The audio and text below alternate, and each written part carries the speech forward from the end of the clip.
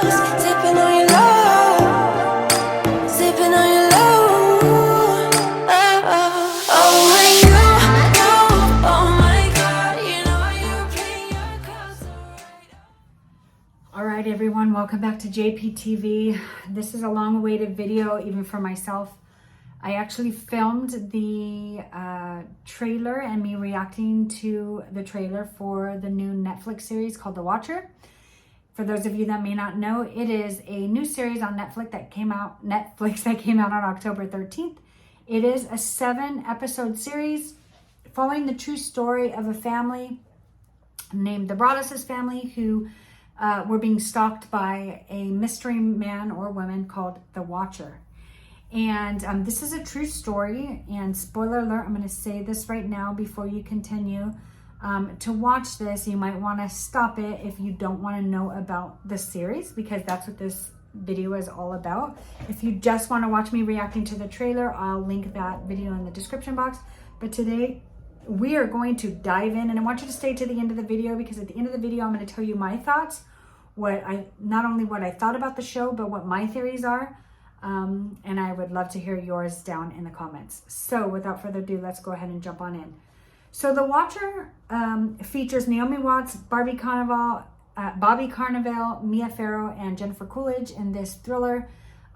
It is a great series. I was highly impressed by the acting, the directing, I mean everything. And I love Ryan, who actually does American Horror Story as well. I love American Horror Story and American Horror Stories.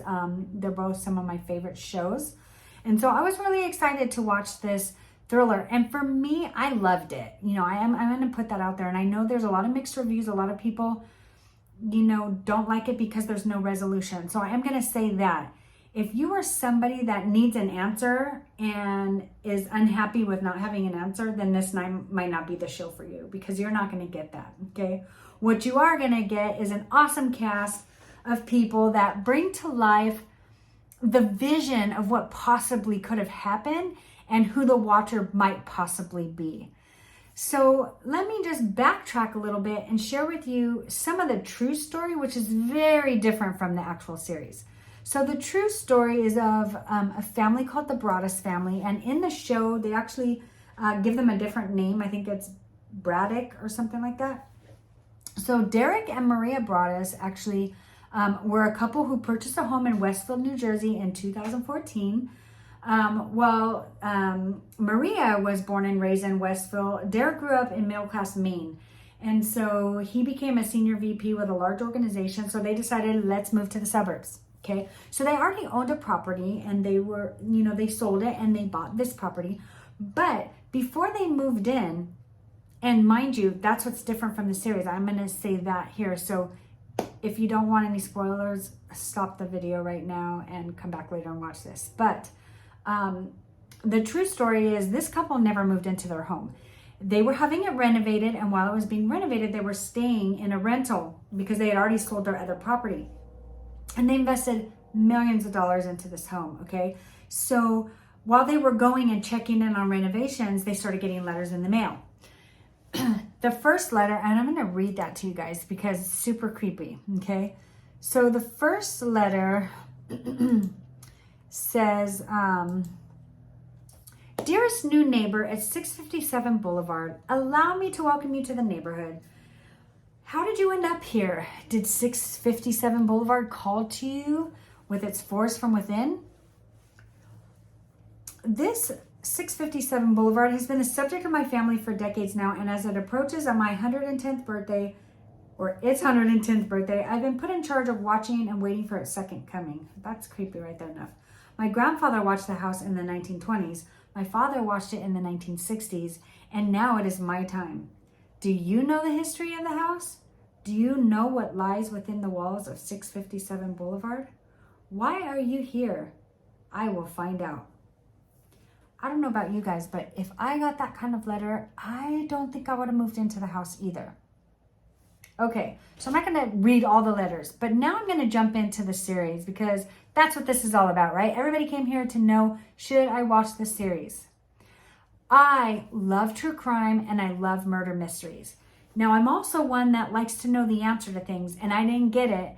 But that was okay with this series, because in this series, they give you so many ideas of what could have happened and scenarios that was enough for me. I walked away with my own personal opinion of what I think happened, which I'll go into in a minute. So let's talk about what's different in the show to the real life story. In the show, the Broaddus family actually move into the home, okay? They're stalked by this watcher. They keep getting letters. They have weird neighbors that, are supposedly, going through this underground tunnel to get into their home. So they're thinking it's one of their neighbors. And then they come to find out that, their neighbors, suddenly died and were killed by somebody. And then they find out later their neighbors actually really didn't die. And there's just all these creepy intertwined stories that come into play with different characters within the show. And so, because the Broaddus family never moved into the home, I know they, only really got to meet a couple of their neighbors. And another thing that I will say that's really different is that the show makes you think that there were like a few people that lived there before the Broaddus family, like quite a few people. It gives you like a few different families, okay?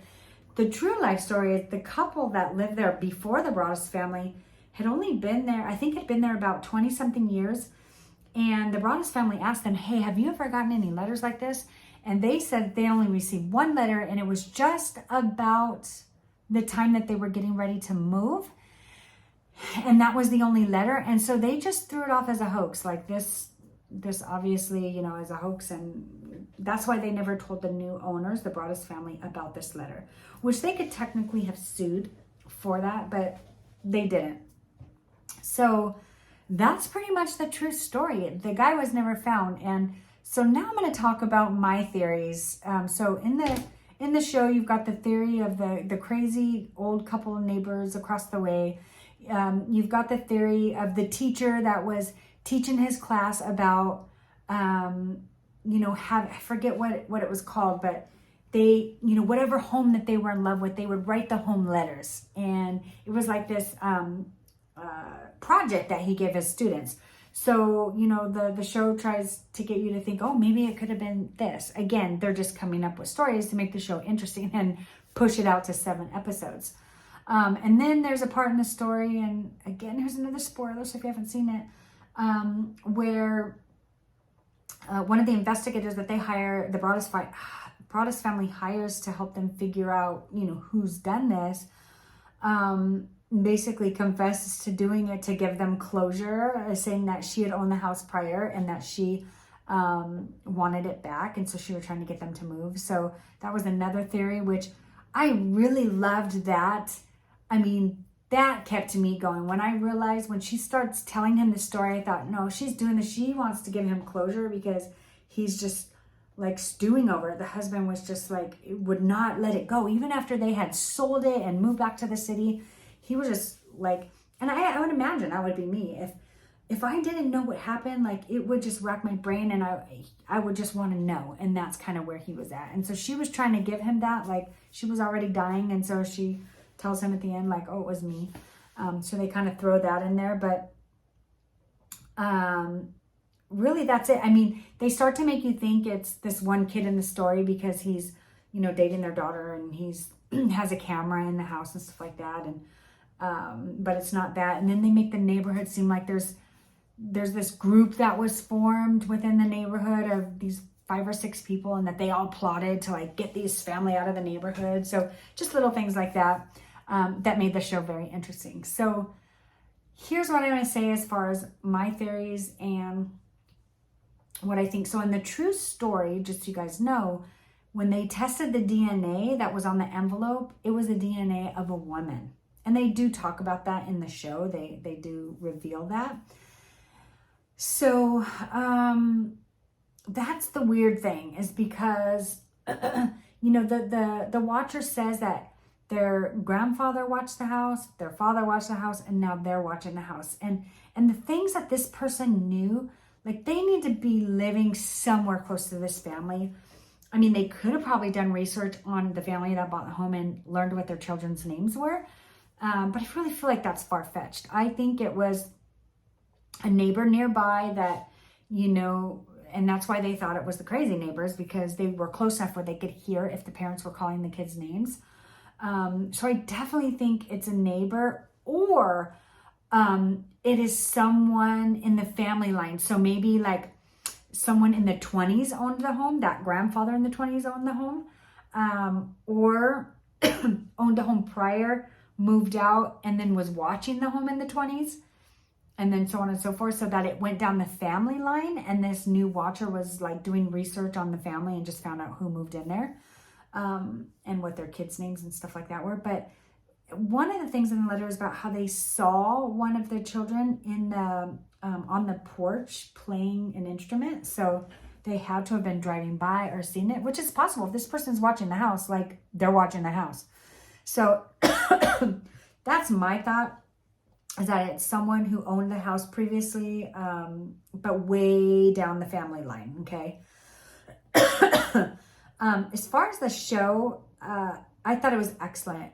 I thought it was, the direction was amazing. The storyline, it just kept you on the edge of your seat. Like, so many different scenarios. Like, when you thought you knew, it was moving you in another direction. And if you don't know the true story, you didn't know that you weren't going to find out the answer. And so in the end, yeah, is there a little bit of like, oh, I have no resolution, I don't know who it is? Yeah. But it's actually kind of funny, because after I watched it, all I could think about was the real watcher is watching this Netflix series and probably laughing like, these people have no clue who I am.